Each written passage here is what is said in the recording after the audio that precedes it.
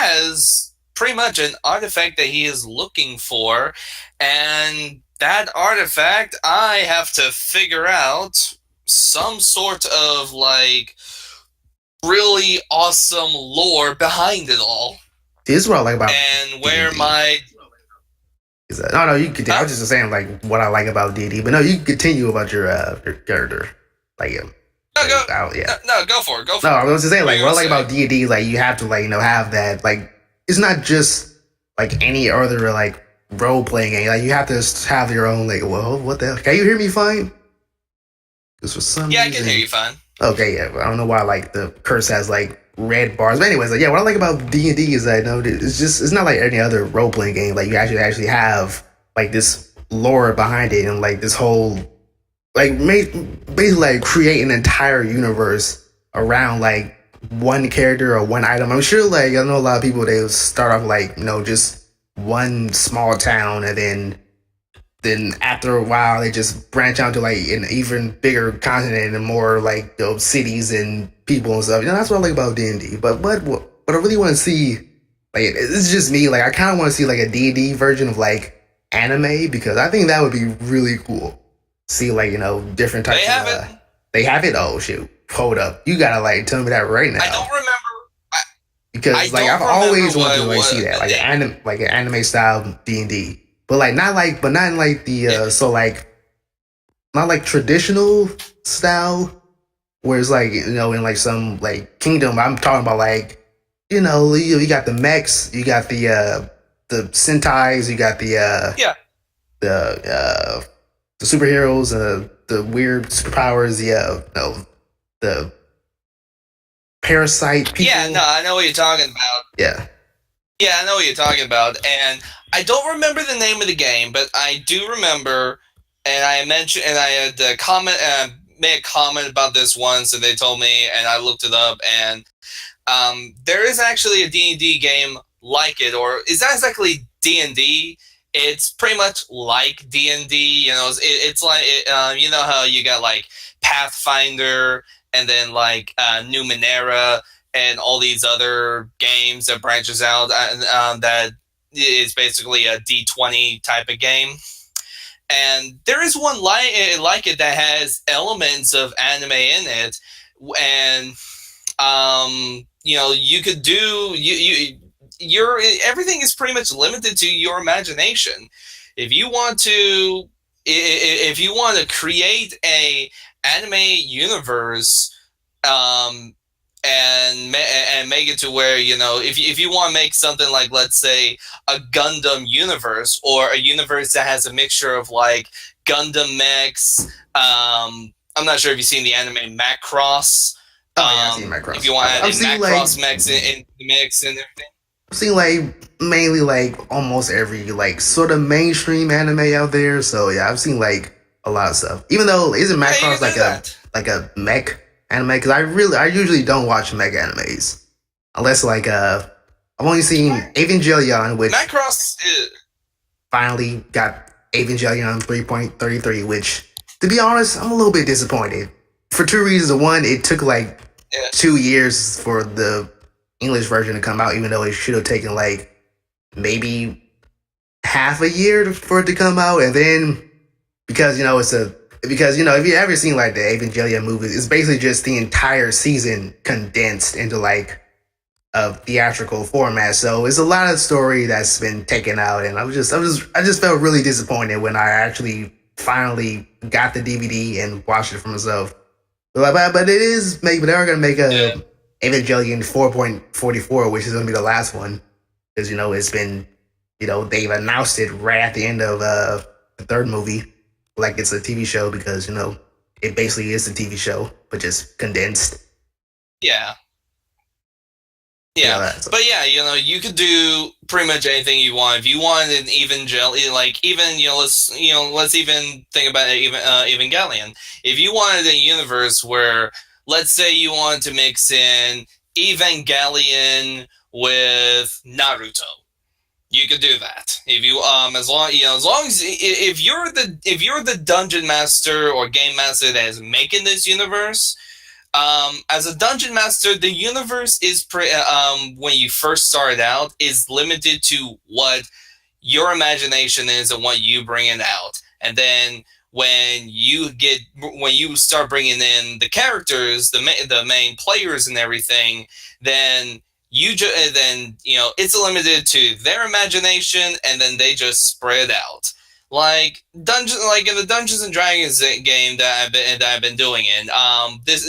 The season that I'm coming into is like its 5th season, and in previous seasons, let's going back to like season 2, one of the main characters found a dark entity, and made a pact with it, and then up to season 3, the dark entity tried taking over the city, which was on top of a giant turtle that was the city, and then that thing blew up. But the dark entity was created pretty much by the imagination of the player whose character who found the dark entity, and then he just spoke with the DM and was like, hey, maybe we can do something like this and this. Pretty much that's kind of what I'm doing with this, except for I'm not going to be making like a dark entity. The evil is pretty much going to be this guy, the sorcerer I'm making, and it ties in somehow with the axe that my dwarf fighter has, and it's one of those things where I have to figure out what other artifacts are a lot of that are part of this axe, and like the company and like the people that used to actually previously own these artifacts, and their history and everything, and trying to bring up like how powerful this shit is and whatnot. As soon as you said axe, I immediately thought of the movie Frailty. I don't know. Have you seen this movie Frailty? It's basically like first of all, me, like, I watch horror movies all the time, and I don't know do you have cable? Because if you have cable, you can watch like the Chiller channel or FearNet. I'm not sure if FearNet is still on, but I'm pretty sure the Chiller channel is still on. But yeah, basically those are like just all horror movie. Those are channels that basically show all horror movies. I think FearNet plays like Frailty, and Frailty is basically about like this guy who first of all, like a detective acts this guy, and this guy is basically like he said that his dad was like just once this serial killer who called himself the God Hand or some shit like that. And basically he found like an axe that said like and he used the axe to like kill sin and people. That's basically what, like, when you said axe, I just instantly thought of like, oh, the Frailties. Maybe you could like add that in, add some horror movie that probably nobody but like me and maybe like 10 people know about, because I think that movie came out like the 70s, but like, it was actually a pretty good movie. It's a really more like a psychological horror. And also, by the way, welcome back to another Sidekuest podcast with me, the host Zell, and co-host from Phoenix. We've been talking about a little bit of D&D, and you know what? Let's just talk about D&D. It's going to be the D&D podcast, even though I have no experience with D&D at all, other than the fact that I want like an anime type D&D. No, let me look that up. Yeah, because that sounds like pretty interesting. Because I've always wanted to like see that. Because like you always see like D&D would be as some sort of a like old fantasy realm or something like that. It's never in like the modern world. By the way, y'all, sorry if you may hear any if you hear die rolling, that's because I'm actually rolling a character right now. I haven't picked out a name for him yet. But he is going to be a evil sorcerer. And I got everything done. The only thing I'm rolling right now is just his height, his weight. Then I just gotta figure out like eye color, skin color, and everything here. Are you die rolling or are you playing craps? That's the anime D and what? Let's see. D. That was Right. 10 and What? Not anime. I want anime. I want anime D&D, not anime. What the hell is this? Anime girl, the Dungeons Dragons search nice. that game. What? It's really anime character ruins D&D. New to anime, is there a D&D type anime? Is there? Oh, yeah. I'll just check on Reddit about it. But yeah, like how exactly do you like create the character? Like, basically run this down for people who don't know, and also me because I have no idea. Like creating the process of like creating a character and making like the lore and all that. Just inform the people basically. Well, when it comes to making the lore and everything, I mean, if you're starting out with something like Dungeons and Dragons, I mean, Dungeons and Dragons, they have plenty of books that you can look through, and it's a bit of a learning curve. But for those who are pretty much, you're wanting to make a character, but you're not quite ready to do the actual dungeon mastering or game mastering bits. I mean, it's pretty simple to do. The player's handbook, the 5th edition player's handbook has quite a bit of information that you can go off of, and pretty much, I mean, the best way to say it is a lot of it has a mixture between your imagination of what you can do for a character, and as well as it also depends on if your dungeon master or your game master will allow you to have certain things along with your character. Like, for example, as a sorcerer, sorcerers gets when you first make a sorcerer, you get an object you can pick up an object called an arcane focus, which for those who don't know, basically it's like a little focusing object that you can use to kind of actually sort of cast your spells a little bit. You don't exactly have to have it, but it's just a little cool object that you can have. I picked up a crystal. And Zell, you've seen Lord of the Rings, have you? No. Well, I've seen like 5 minutes of it, but it was so long that I did not see it. So yeah, all I know is like the end. Yeah. I know like Frodo and my precious and the fucking the ring like turns invisible, and then stuff, and that Gandalf really could have just like used the eagle to fly up to the mountain or something like that. But yeah, that's all I know. Yeah. Well, I don't really know think about Gandalf for a moment. His staff that he has. There's a scene in Lord of the Rings, I believe it's in the Fellowship of the Ring, where he takes a small like crystal and puts it in, and kind of puts it on the top of his staff, and he says a little spell, and it makes it kind of light up. For my character, that's kind of what I'm doing. That's something I'm wanting to do with my character, because for sorcerer, one of the weapons that you can have is you actually have a limited amount of what you could do for weapons. You could do sorcerers can carry daggers, darts, slings, so basically a little slingshot, quarterstaff, or light crossbows. I got on my sorcerer, I have a light hand crossbow and a quarterstaff, but I'm going to be using the quarterstaff kind of the way that Saruman and Gandalf does in Lord of the Rings, where they use it kind of like a walking stick, but he's not going to be an old guy. He's gonna have that kind of mage look with the staff. I'm not sure, Zell, if you've seen any fantasy animes that shows like mages having the staffs and everything. Yeah, there's a new one out called Grimgar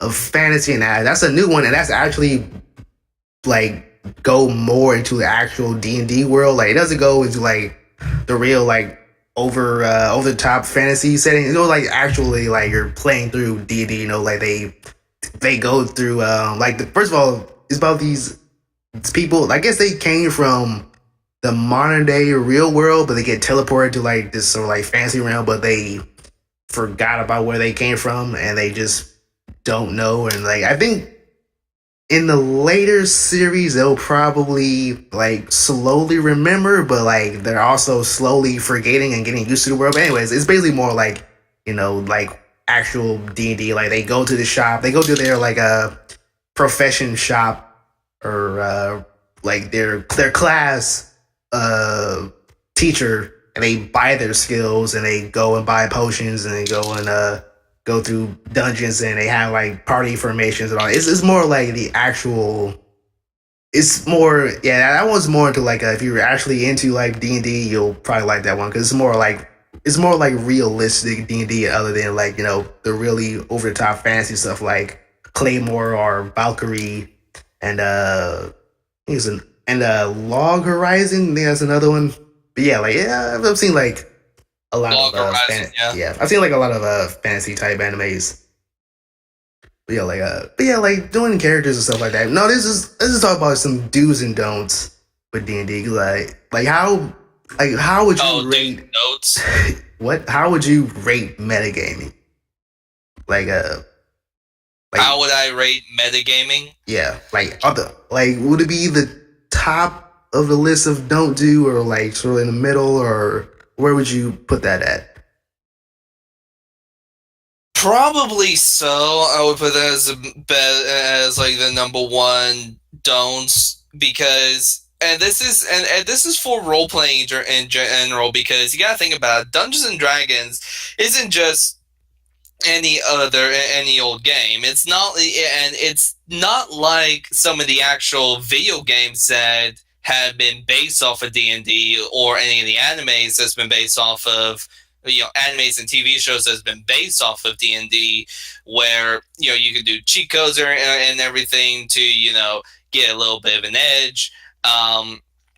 Everything is basically in character. Is in character, so you can't meta game, or you can't go into God mode and be like, nope, you know, this ain't happening, and you know, oh hey, I'm invincible throughout this entire fight. And it's like, no, you can't do that. And the other major thing is you can't take is a lot of things is you can't really take out of character information and use that to your advantage if your character has not heard about it. Like, you know, for example, Zell, let's say you, me, and let's put in Velsh and who's another person I could bring in. Super Mario. Let's say all of us were playing a Dungeons and Dragons game. All four of us are players. My character and Mario's character are on one side of town doing some investigation, and you and Velsh are on another side of the town. We pick up information about you know, let's say a witch, and you know, we get this information, and for us as characters, we have to go find you and, you know, tell you the information that we found, so that way we can go find this witch. And if our mission was to kill her, then we gotta go and find and kill her. However, here's where the metagame comes in. We go and find this information. We go and get this information, but out of character, you know, you're hearing all this because, I mean, you know, because I mean, let's say we're all in a table, or we're doing what Encounter Roleplay does, and we have it all in a Zoom chat or Curse chat or Skype chat or whatnot. You're able to hear it. You're able to hear what the character, the NPC, is telling me and Mario. So let's say metagaming. You get told, you know, you're hearing on the metagaming part. You are hearing. You basically just go off to where the witch meets for no reason, but you heard it out of character. and then you go, and me and Mario, we're stuck trying to find y'all. And you and Velsh, you two are already halfway through the town, going straight over to the witch's house. You see that little bit of metagaming. You hear out of character information, and then you use that out of character information to do something in character. Yeah, like what about like personal information? Like you've already known like beforehand. Like basically, like if you hear like a description of some creature, but like just by hearing the description, you already know what it is. But like the other characters, whether they are not knowing, whether they don't know in character or like actually like in real life, like would that also be a bad idea? Because like you know what it is, even though like the DM hasn't already completely said what this creature is. They're just like describing it, but like you already, upon hearing this information, like the description, you already know like, oh, let me prepare some skills and get this like resistance potions and stuff. Like how would that fare in? Yeah, that would definitely fit in as metagaming, because you always have to wait until the DM finishes explaining what's going on. Because let's say, for example, you are walking towards a cave, and let's say a dragon comes out, and basically, I'm just saying, let me go ahead and say this now, folks. Right now, I'm just saying a dragon comes out. Before an actual dungeon master, a dungeon master can say, like, a dragon comes out and he looks upon you. He circles around you and blah blah blah. And by the time, and if let's say, for example, before. If you go ahead and start preparing a spell, or you go ahead and attack, and you like already know a weak point or something, then yeah, that's a bit of metagaming. However, for all you know, the dragon could be doing something else. It could do something else instead of attacking. So, like, at the end of a DM, of what the DM's going to say, if the DM says, like, and suddenly the dragon speaks out to you and says, "Who dares disturb my slumber?" Whatever the hell he says. It's very cliche, but all right. You always have to make sure that you listen to. Yeah, you always have to make sure you listen to everything the DM says. Especially when your character is involved, because if you don't hear everything that the DM says, that could mean the difference between, you having to do a few like intimidation or knowledge checks, or even a conversation, or even something to go in with your conversation towards you and this creature. Before, or if you go ahead and attack it, then that could mean anything between you losing a few people or the entire party dying. Because that's actually happened before, where like a dragon comes out, and you had the option to talk to it, but before the DM was able to even get to the part of the dragon going to talk to the to the party, a member of the party went ahead, started the attacking phase. Everybody had to roll initiative, and at that, and it's a dragon. It's not like it's going to be at your level. It's going to be a few higher levels above you, to where you will probably die. Oh yeah. So yeah, that party, because they got stupid. No, yeah. So because of that, freeze fire and or ice or thunder, maybe. It's nothing too difficult. Yeah, Yeah, I mean, dragons can. I mean, depending on the color of the dragon in D&D, the dragon could do almost anything. I mean, lightning, cold, which is basically ice, acid, and just a whole bunch of different things. But yeah, any other questions? Yo, like, what's like some other don'ts? I know like metagaming is like one don't, but like, would it be like yeah, just throw out some other don'ts, because that's all really I know, like just metagaming. Like I don't know that could like really squander a lot of like the gameplay for it.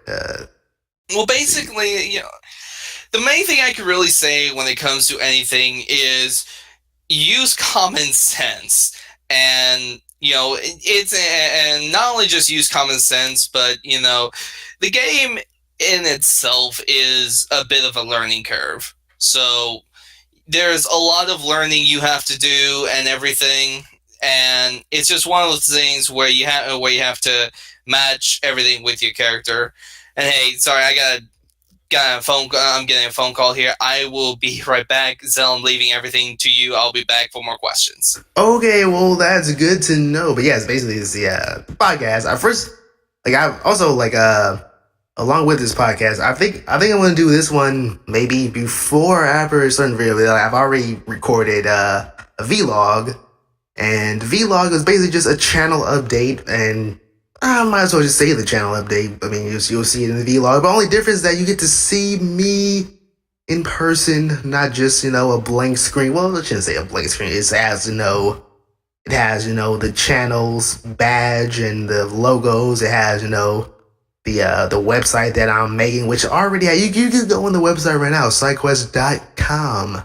It is also, I'm actually making a new one through Dreamweaver because HTML is really boring. I mean, I've done HTML for like, I don't know, maybe 7 years, and it's really boring. So that's why I'm using Dreamweaver, because it makes life a lot easier and more fun. Even though with Dreamweaver, like it still takes some like a long time to make a website, which also I am doing. I do actually make websites, but the thing is, I'm like a mechanic when it comes to website. If you don't know what you want specifically, then I'm not doing shit, because it really does take a long time to make a website. So yeah, if you want a website to be done by me, I will do it. Just name the price. Well, not really name the price. Just go to just email me at sidequest@gmail.com. Sidequest is spelled same way as the Twitter account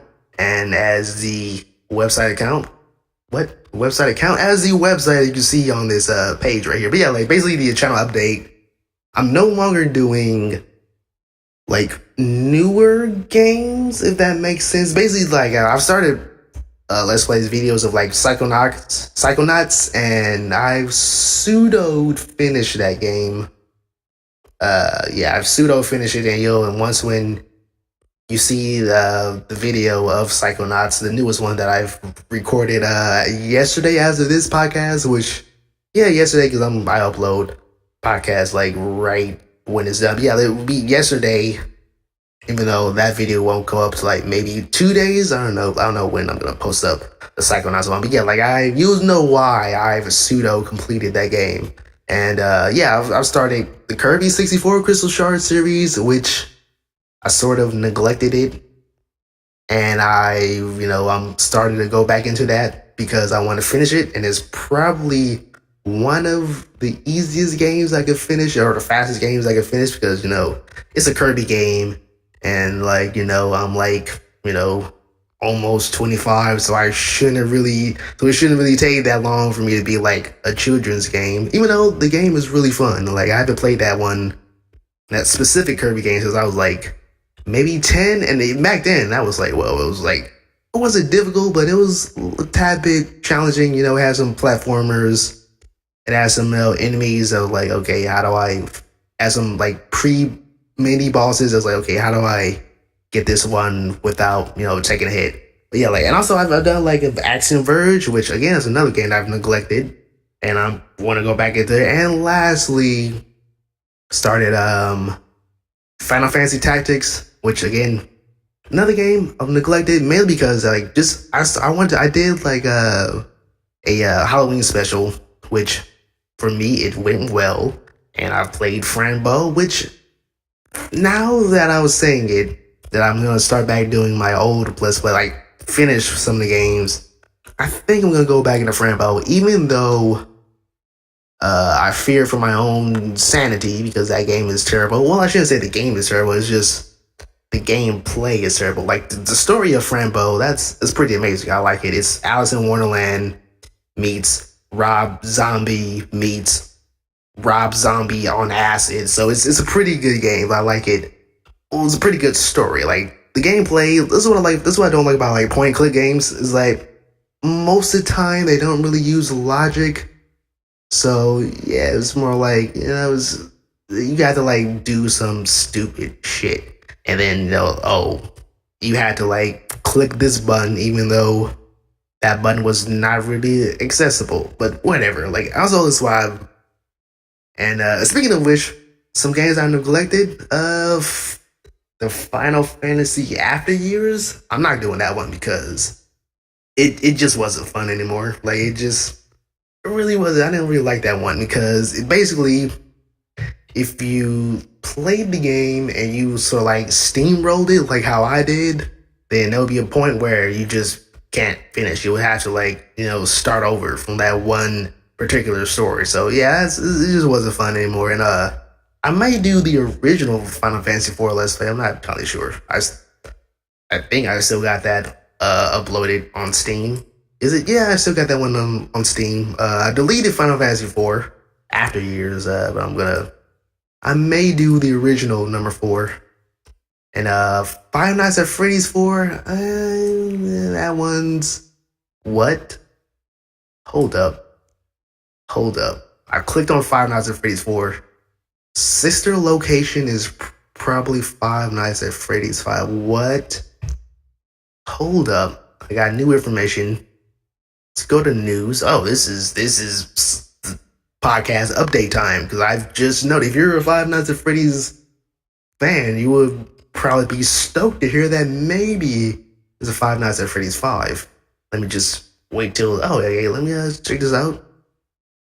Okay, sister location is probably Five Nights at Freddy's 5.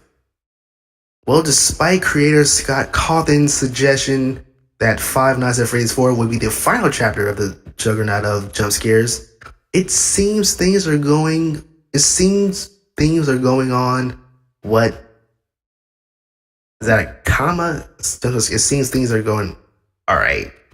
Who wrote this? Rapper John Walker. You need a proofreader. Okay, you need a proofreader right here. It seems things are going on. It's comma.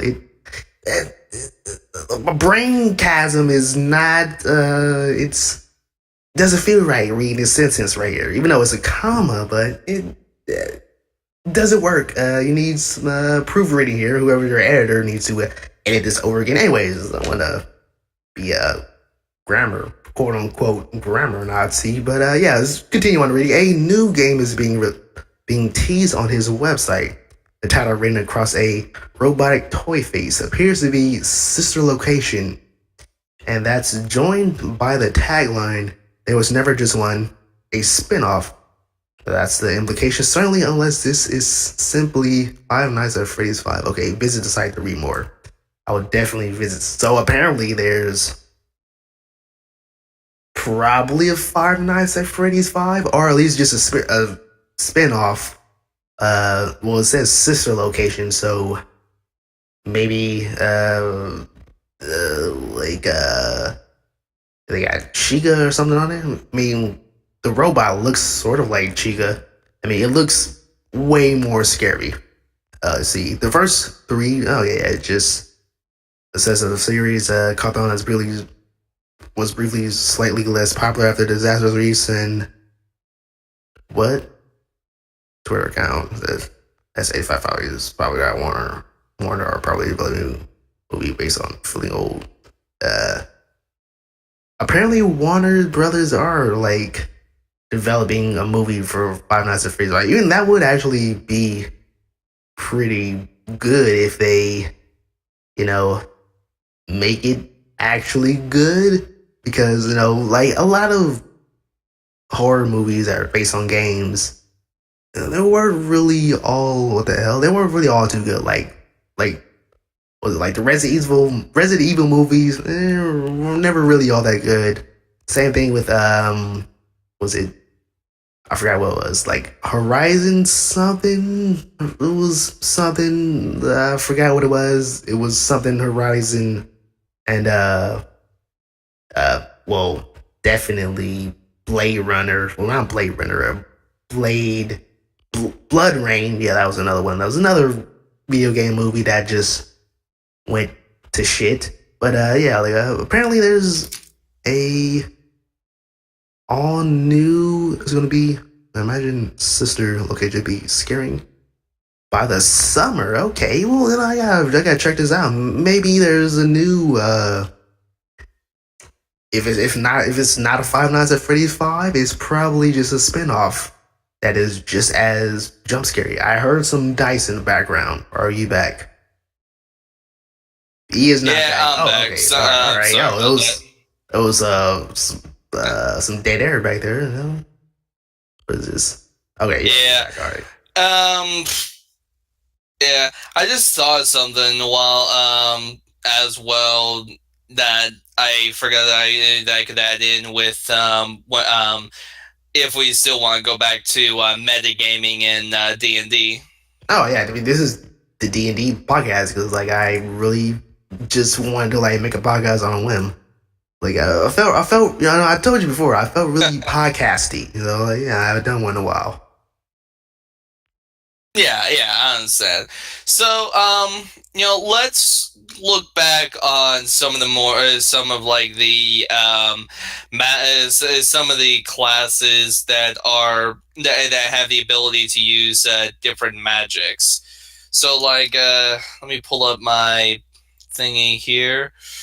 So depending on your class, some classes are able to like use magics, while of course other classes are not able to use magics. Like one class, for example, is the one I'm doing right now, which is the sorcerer. There's also warlock and wizard classes, and of course, different classes can use different different sorts of spells. And plus, different classes can use a different number of spells and can use them in different number of times. Like one class, I'm pretty sure everybody knows of the class called the Bard. Bards, if you're making like let's say you make it a level 5 bard, because majority of the characters that we're making so far in Encounter Roleplay so far have been level 5, but not yet sure if we're going to be going up to any further levels or not. But like, let's say you want to make, let's say Vel. Well, actually, Vel, no, I'm going to give you the choice here, Vel, of what class you would like. Let's say you're making a class, Vel, that has anything to do with magic. Would you rather a bard, which of course does music and magic, cleric, which of course is more the healer types? Which other ones are? No, when I play like MMOs, look it up here. When I play MMOs that have like magic users, I really do go for like mainly the magic users. And I always like spec my character to be like a battle mage using like swords and also the classic elemental magic. So like if there's something like that, then that's basically my character. Basically just a battle mage. Can use like if that's acceptable by the DMs, then just a battle mage. Don't want to be a druid. Druid, it's pretty boring, to be honest with you. Druids. I mean, sure they can maybe shapeshift into animals, but it's pretty boring. I like battle mages. Hand wield like maybe a short sword, and then throw some fireballs there. Yeah, that's basically just my character. Just a battle mage. Yeah, and also, yeah. Did you? Let's see. I mean, this location. I know it would not be a sorcerer because sorcerers would only be able to. Oh, wait, what about this? And ranger, maybe. And they got like some spells. Probably a ranger. Yeah, I mean, say what you say, Zell? I'm sorry. I was saying like rangers, they are like some small spells, but yeah, like my main character would be just battle mage type. If there's like there's any like character class that has that like attributes of being your standard mage, but also for that you would have a sword. So yeah, like a shorthand sword, not like a a long sword or anything. Just like a short like one-handed sword. Right. Yeah. Well, with that, I mean, I think you'd probably have to like make your own class, which you can do what you can do what's called multi-class, where you could cross over, two classes together. Like you could make a paladin sorcerer, or you could make a cleric barbarian. Or cleric monk. That actually would be a better combo. Cleric monk sounds awesome. Mage, paladin sounds awesome. So yeah, that's definitely would be my character. Like do some paladin sorcerer. Yeah, paladin sorcerer. Yeah, well, I mean, there's power. Well, I mean, there's like sorcerers, warlocks, and wizards. I'm just looking through to see. Well, basically, when you're asking these questions like someone who's never played like D&D, like the only thing close to D&D I play with like like the standard MMOs that have like classes like that. I mean, right. I mean, you could do a wizard. Yeah, I mean, you could do a warlock, which uses simple weapons. I think one of the simple weapons might be some sort of a short sword. Let me check here. I mean, basically, if I just make my character like the characters in Skyrim, that's basically what I would want. Let's see. You might be able to do it. Again though, with any sort of those classes and whatnot, my best suggestion is always to check with your DM and ask him or her, would this be okay? If they say yes, then you're good. And that's kind of one of the things that Will, the DM from Encounter Roleplay, I mentioned, where a lot of DMs sometimes don't do is they say yes to things because they'll say no a lot, and that limits what some players can do. So when you find a DM that will allow you to do something and let you go wild and crazy, and yeah, the possibilities are endless. Yeah, that's all I'm sorry, man. My stomach's been. Yeah, hey, I'm sorry. My stomach's been bothering me. I will be right back. You continue on with stuff here. I'm sorry. All right. Well, Crimson got to go take a shit, so I will continue talking. And what was I talking about earlier? No, I don't want to put feedback to Wizards of the Coast. I just want to like look at the character sheets. But yeah, basically just channel update. What was it? Yeah, like I want to start doing my old videos, like the Psychonauts, which again I've pseudo completed that game. I will not be touching that again until Psychonauts 2 come out in 2018. I'm looking very forward for it. And also, I'm a little bit disappointed in one particular game. That is, where is it? Mega Mighty Number 9. It's still not out. Like I bought this game. Let me see. It's almost okay. I bought this game like it's been 10 months ago. It's been 10 months since I've pre-ordered Mighty Number Nine, and it's I mean it was supposed to come out like 2 months after when I pre-ordered it, but then got delayed, and then it got delayed. I think it's been delayed 4 times already.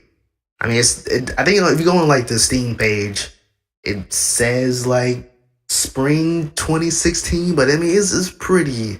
Yeah, it says spring 2016, but like, is it really spring 2016, or is it gonna be like summer 2017? Because I mean, it's been really a long time. And like, I know a lot of people saying, "Oh, you have patience." I mean, I got patience. I'm waiting this shit out, but sometimes it feels like been sort of ripped off of it, because mainly the developer Keiji Inafune, he wanted to like, I think he wanted both the game and also the anime Ash something, I forgot what it's called. I think he wanted like both the game and the anime to be released at the same time, but like it's really not gonna work out, because it's first of all, both the anime and the game were are kickstarted and funded. Like most people, they funded for the game, and then when people didn't know that when they got held back, they funded it again, but they didn't really specify that this funding was for the anime. So like they're now taking more time into the anime, which they really should have just gone into the game more. And I also like, I think like, why is it being held back? Because there's online capabilities, but in a game like this, there's really no need for like online, unless there's like online multiplayer. And even with the online multiplayer, I really feel like it wouldn't feel right. It wouldn't be right for online multiplayer. Like it's a single player game. So like, I mean, it might have co-op, but I don't see like any real online multiplayer stuff, unless it's like a leaderboards. But they're really taking this long just because the leaderboards might be broken, and it's not really worth it.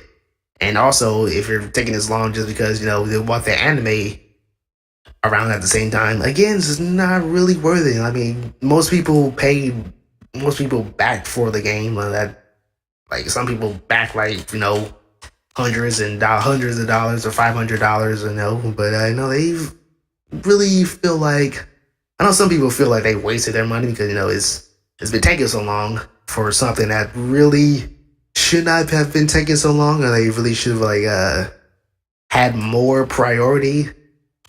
But yeah, that's one game that I'm a little bit disappointed, but also still really excited, because it's Mega Man basically, and I have every single thing Mega Man. If I haven't played a Mega Man game, and I've seen one of my friends play a Mega Man game, and so yeah, I've basically played like maybe 90% of Mega Man games, even the really obscure one like Mega Man Soccer, which was only in Japan. You could download the ROM of it on I think it's on ROM Paradise or Cool ROMs, one of those. Yeah, you could download like Mega Man Soccer. It's, first of all, it's really shit. It's terrible.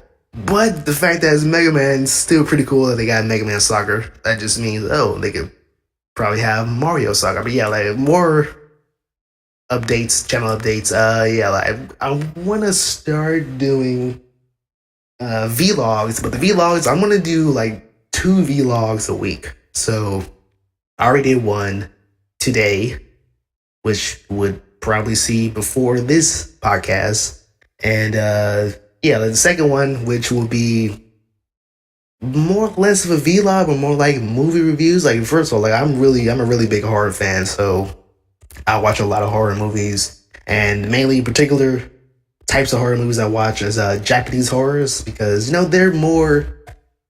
their version of horror is more mysterious than the American version. It's like, sure, like there's like you may see like, well, I can't really remember like any, like all I can remember now is the Babadook, but the Babadook, that's the Australian movie, so can't really say American.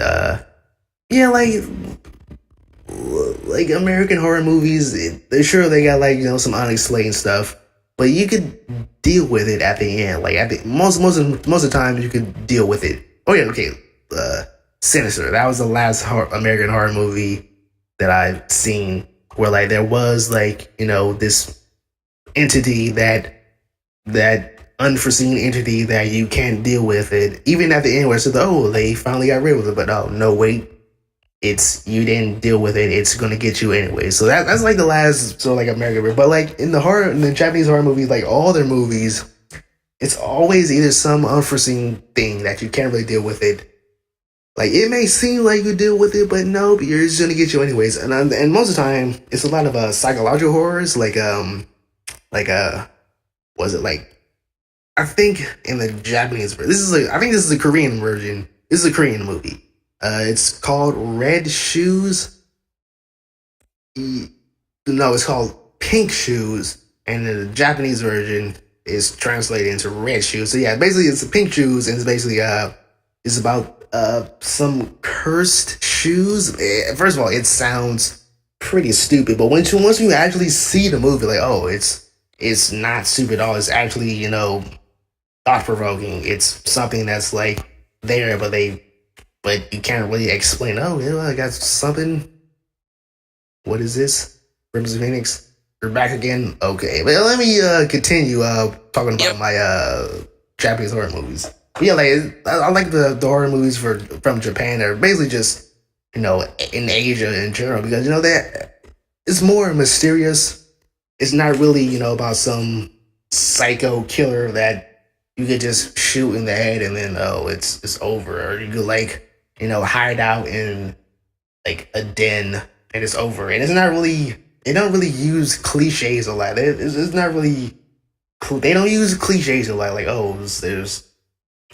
when you think of like a horror movie, you instantly think like, some dumbasses in like a woods in a cabin having a party, and then it's a serial killer. Right. But in Japanese horror movies and Asian horror movies, it's like, this unforeseen thing that's gonna get you, but it's not really there, or it probably was there and it could get you. And a lot of the stuff is like psychological, like like I said, like what's the one that's psychological? There's one which I will be doing a review on called Long Dream, which is also a manga. And what I like about this is what I like about it is it's it's Long Dream, and it's from the creator. The manga artist is Junji Ito. He did the manga, and I think he only done like 3 mangas, like Long Dream, Tomei, and Uzumaki. Like, those are like, and basically what I like about his stuff, like it's all like gore horror. Like if you ever seen like manga horror, just put in gore horror, and I hope you don't have like a gag reflex because it's really gory. It's like it's more nasty looking than horror, if what I want to say. Yeah, but Long Dream is basically about this guy who never goes to sleep because every time he dreams, his dreams get longer and longer. Like one day he has like a dream that lasts for like a day, and then the second time he has a dream that lasts for like 3 days, and after that is like a week and a month, and then at one point he has a dream that actually lasts for like a full year. So yeah, that was what I'm talking about. Like it's more psychological horror than anything. And also, what I do like about Long Dream is that it is directed the same way as it looks in the manga. So like it's pretty cool because like, you can look at the special features that the director was actually reading the manga, so you get the scenes exactly like how it looks in the manga. So that's why I really like that attention to detail in film adaptations of like manga and anime. I wish that more directors would do that. So yeah, welcome back, Richard Kings. How did your shit go? It's pretty fast there. Did you wash your hands, or did you? All right, I'm sure you washed your hands. Washed my hands. Wash your hands. All right. Did you? You know what? This is something. This is something I've noticed. Let me ask you something. All right. This is something that I've noticed. Like, all right. Do you wipe sitting down or standing up? And is it just once or like multiple times? What? Listen, this is something serious, man. This is something serious. I've noticed. All right. Yeah, why? I I've do it noticed it. sitting down. You wipe. I do down? it sitting. I do it sitting down. No, I'm talking about like wiping. Yes, I wipe. Like, you wipes and all right, Yes, well, wipe. Okay, all right. Then another question: is it just once or like multiple times? Because I got a theory here. Well, I mean, if need. I mean, yeah, because you want to do it because you want to get as much as you can off. All right, so basically, what I'm trying to say, like, Well, you want to make sure you're clean. I've noticed that a lot of Caucasian people, they really just wipe once and then that's pretty much it. Like they don't really do too much. Now why I know this, basically, when I was in college, I had public bathrooms, so obviously you had to like wait for someone to like finish taking a shit. And like I've noticed, like most of the time they just wipe once and they're like, man, did you really get it all? Cause like there's some you could be walking around with some shit stains in your drawers, and then all right, you could just did you finish? That's one reason. That's where, if you're the guy who uses common sense or anything, you do wipe more than once because you want to make sure you get all as you can, because otherwise you're gonna have that stain in your drawers. And then what happens if let's say hypothetically you go off, you meet a girl, you go out on a few dates, you go on that one day where you have to use the restroom and you wipe only once, and you're getting it on, your drawers are getting taken down, and then she sees this big ass stain right where your butt crack is. I mean, she's that third day becomes your last. You don't go to home. You do not go to home play. There is no stopping. There is no collecting 200 at start or anything. You go. You just go straight out straight to jail. Go straight to jail into the darkness. You just go straight out of her room, out of the house, or out of her apartment, wherever she lives, and.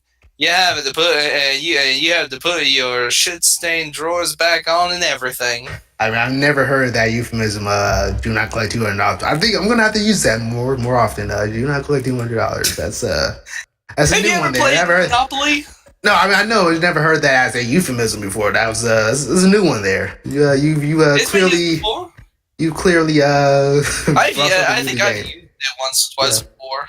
Never heard that being used, but I think I might have used it once or twice before. Do not collect $200. You do not go. All right, that's something new. But yeah, I've noticed that. Do not pass go. Do not collect $200. Yeah, that's yeah.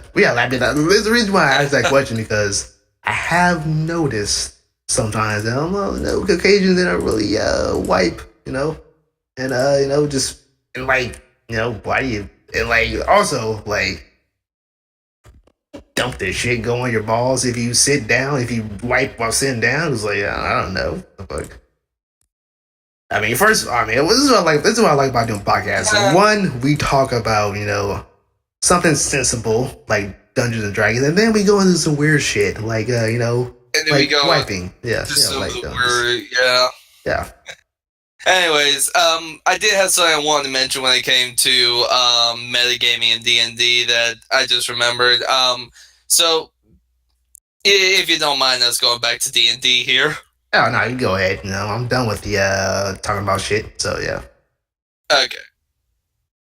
So, let's say you want to play as a sorcerer, right?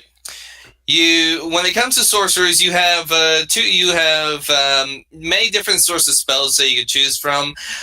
In Dungeons and Dragons, though, there are two different kinds of spells. There are two different kinds of spells that many magic users can use. There's the cantrips, which cantrips are basically spells that you can use pretty much anytime, where you can almost use them anytime.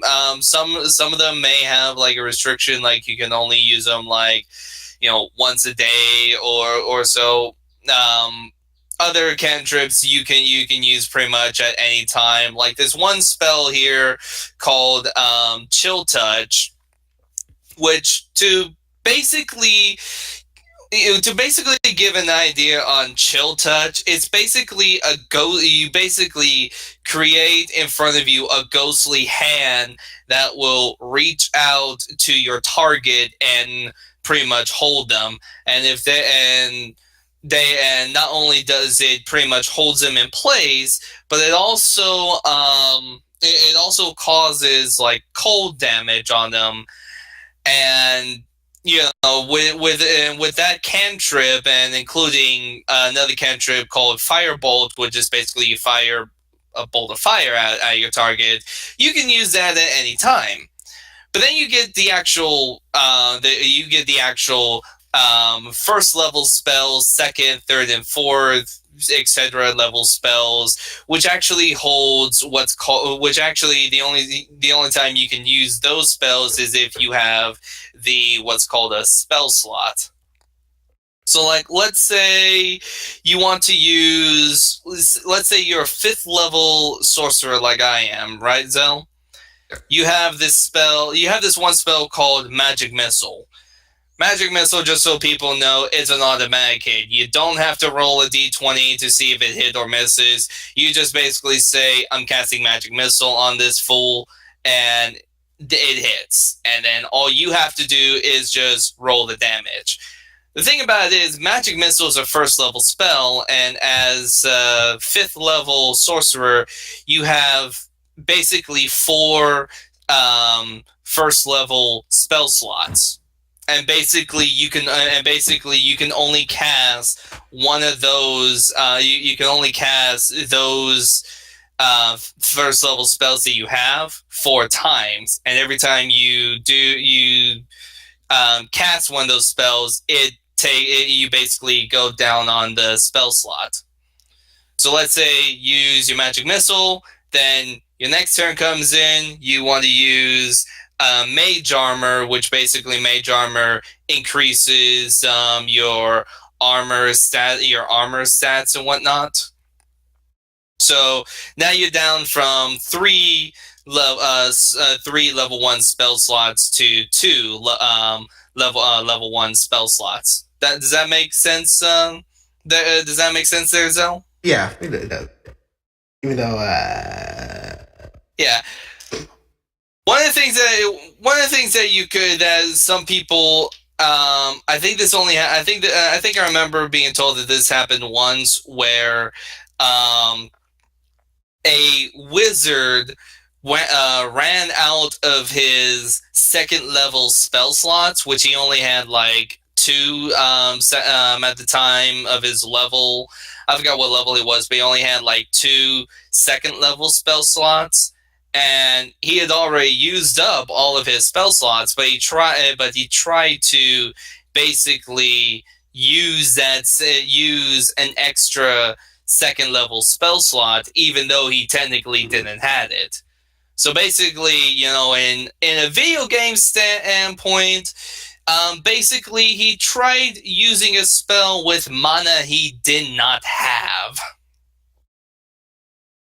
And that's another thing where you can kind of see the metagaming, and where he's trying to do something that he really should not be doing. Yeah.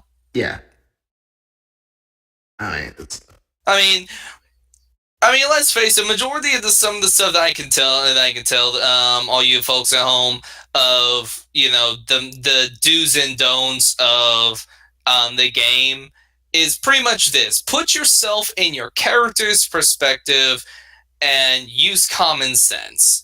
Don't, for the love of God, don't try and make your character seem like he's Darth Sidious, who has unlimited power. He can use all these level spells and everything.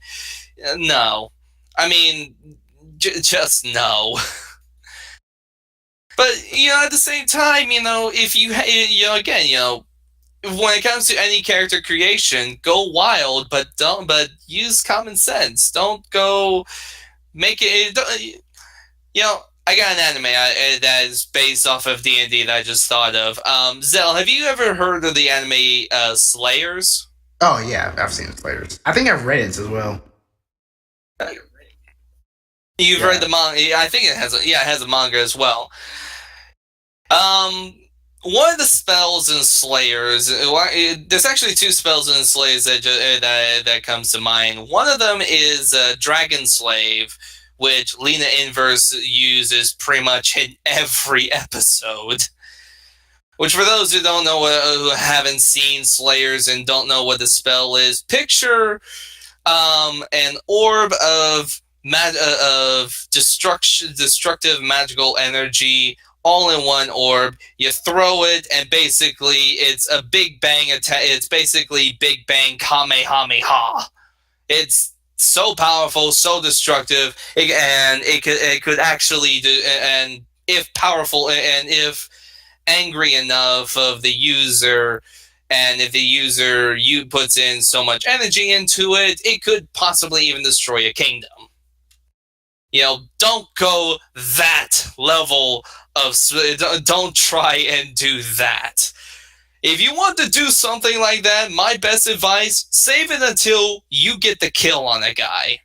Like, I remember back in Beasts of Umber, my character Raquel had when his battle axe had its magical powers, the battle axe I had did an additional D4 of fire damage, which basically, so you know, Zell, basically an additional with the additional D4 fire damage. Let me pull out my D4, my D10. Don't have like, let's dices, if you don't have any like dices, would a random number generator on like your phone, would that be good enough? Because like only dice I got, all right, yeah, cool. Because like I only got like 6 sides. If you're. I mean, if you don't have dice yourself, or if you're a dungeon master or anybody doesn't, if you're doing this, at an actual table and a dungeon master doesn't have enough die for you, or if, let's say, or if you're at a friend's house and you don't have any die, you can use, a phone app, or if you're doing it on this website called Roll20. Oh, excuse me. There's a website called Roll20, and it has commands and everything in it to where you can roll like any sort of die. Like you could roll a D2, D3, 4, 5, up to 10, up to 1,000,000. So anything you have can work as long as you can roll a number. But let's say, for the axe I had, and trust me, y'all, I asked my DM if I could do this. He said yes. So, no, wait, it was a D8. No, D10. So the battle axe I had, let's say I rolled on the damage. Oh. Okay, I rolled a 9, and on the. And as well, sometimes depending on your bonuses, like your strength, if you're putting strength bonus in your attacks or something, can increase the damage as well. For basically the base attack, for the fire damage, this is just something a little different that I did. But let's say, okay, I rolled a 9, and in my strength bonus, I get to add 4 more points into the battle axe's base attack. So that's 13 points of damage from just the battle axe in itself. But because my battle axe is magically enhanced with a fire aspect, I did a 1d4 because I did not want it to be, at the time, I did not want it to be too overpowering. So let's say D4, I just rolled, I'm not going to do the max damage. Let's say I rolled, a 1. So let's say this is the final blow I've done that I am doing against any NPC enemy that I am fighting. So this is the final blow. Even though my fire damage is an increase to 1, if the DMs tells you, okay, Crimson, tell us, how do you destroy this werewolf? I can go as gruesome as at that point I can go as gruesome and deadly as I want. So at one point I actually had it to where where my battle axe like cut at like the shoulder, cut like on the side of the shoulder of one person, and then with all my character's strength, just continued slicing and just continue pushing down on the battle axe until it was completely carved in half. And then to add in the fire element, my battle axe has like runes on it that reads out officially it reads out Paragon of Ori. So the words basically glowed and when they glowed, the axe started immediately burst into flames, and then the two halves of the body itself just burst into flames and basically burnt to an actual crisp. So not only did I cut this wolf in half, but I also burnt it to death. So you could on the final blow, you could, if a DM tells you, ask you, how do you kill this thing? At that point, go wild. Otherwise, don't go too wild. Does that make any sort of sense, Phil? Yeah.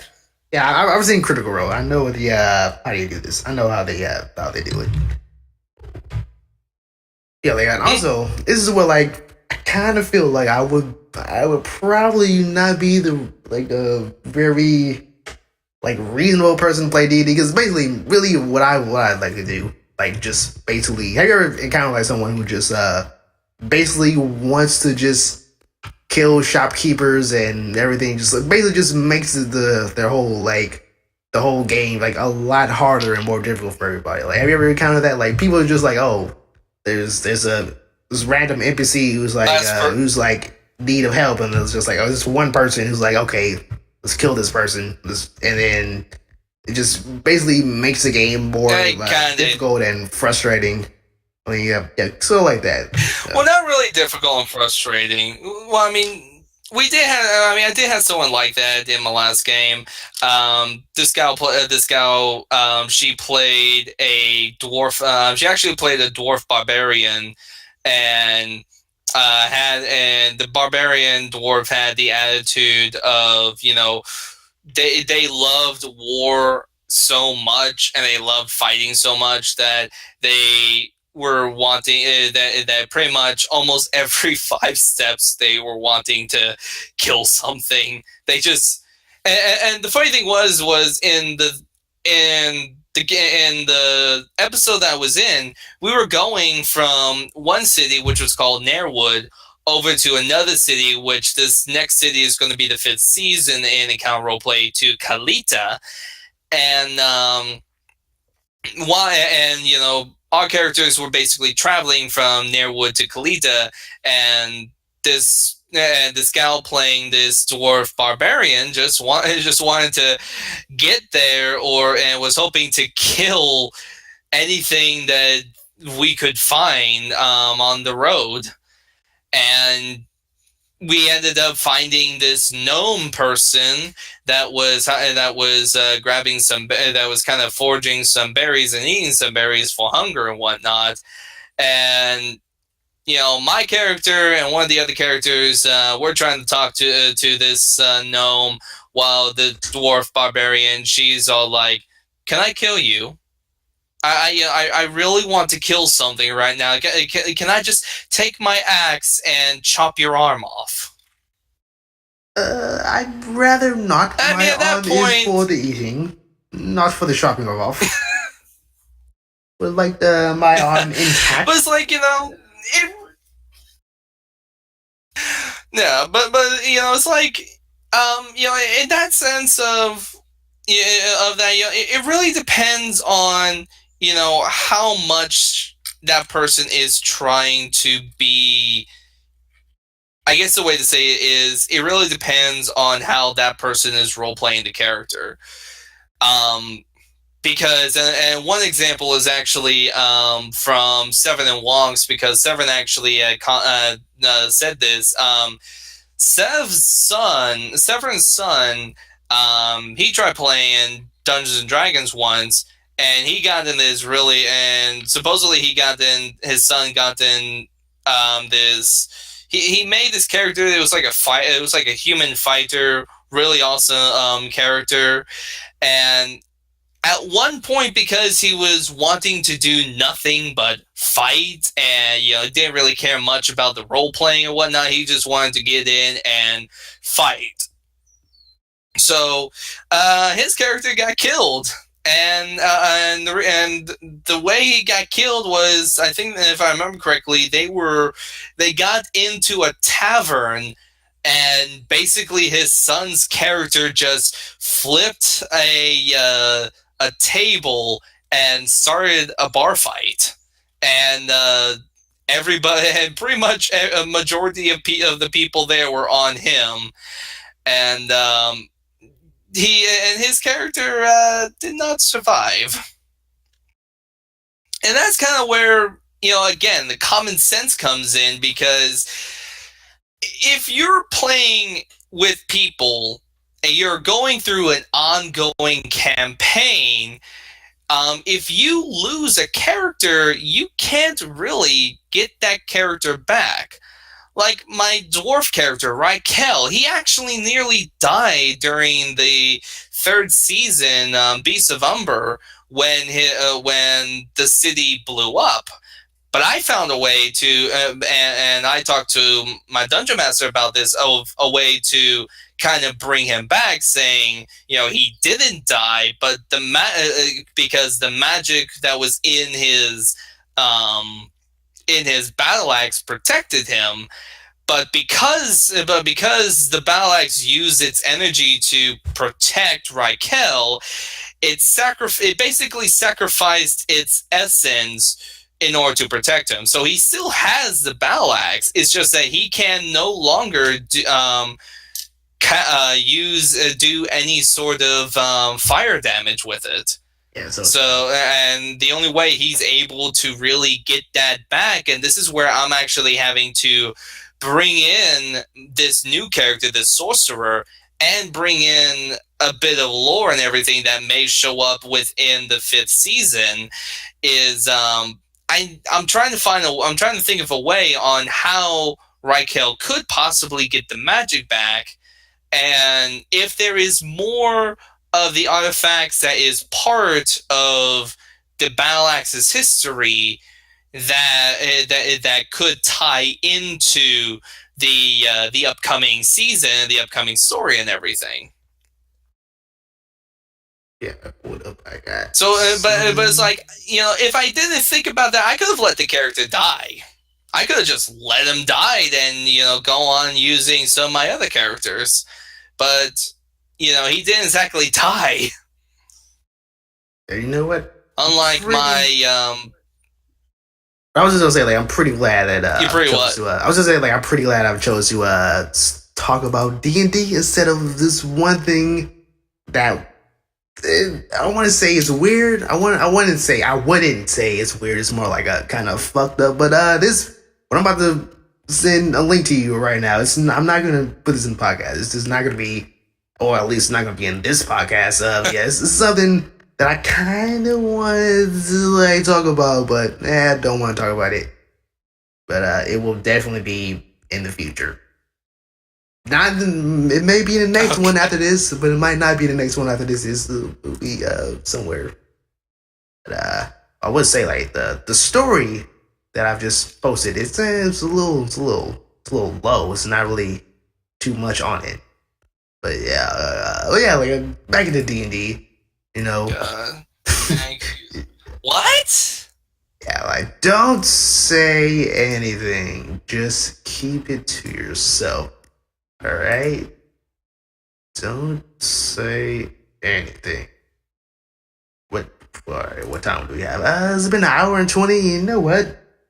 Because it's almost 5 and I kind of want to eat and also prepare for my other vlog that I want to do for tomorrow and like the entire week. I don't think I'm gonna end the. Oh wait, I wanted to say like I actually did have like a character design that I wanted to make. I wanted to make like this sorcerer, but like he uses soul. He has like this item that basically he gathers souls, and then every like 10 souls he collect, he could use that to like maybe add like a D6 to like one spell.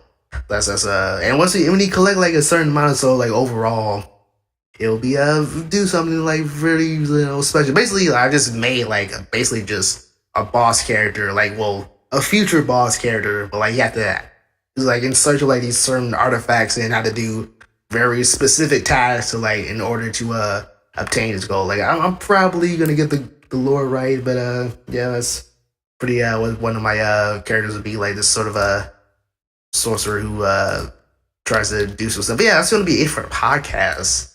Well, because well, actually, I do want to comment on that. That's actually kind of what one guy, Finbar, who I'm not sure if anybody has seen his stuff. He's on YouTube and Twitch as Matin TV. Finbar actually had a character like that. He was a sorcerer that was actually a bit of a necromancer. And another person I just realized, Lee. She has a character, Samaki, who I forgot what class her half orc character was, but basically, she has something like that. But the story part of why she was able to do some of that with the souls, necromancing, and whatnot is because she worked at. The best way to describe it is a soul bank. All right, that sounds pretty boring, but it's not the blood bank. It's not the vampire store. Yeah. Yeah. I think I'm gonna end the podcast. It's gonna be it for today. It's with me, your host Zell, and also co-host Crimson Phoenix.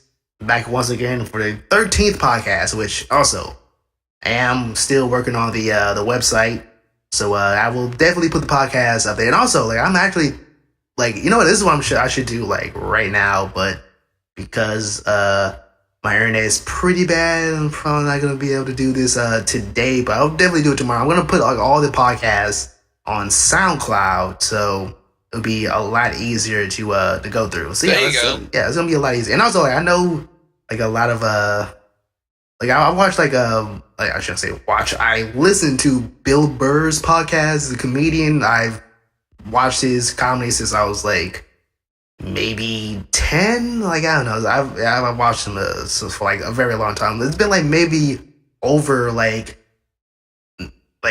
16 or 15 years since I've seen his comedy. He's a really good comedian. He's in a lot of movies.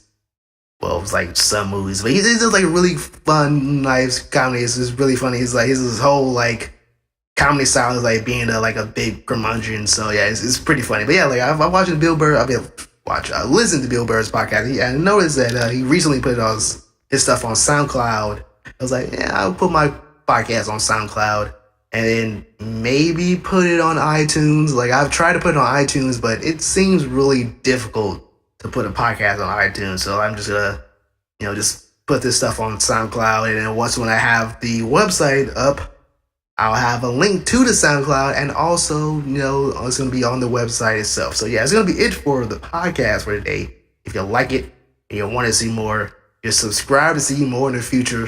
And until then, I'll see you later. And as always, I'll put a link in the description for Crimson Phoenix's YouTube channel / Twitch and any other thing that he has that he wants to put on. So yeah, that's gonna be it for today. Goodbye.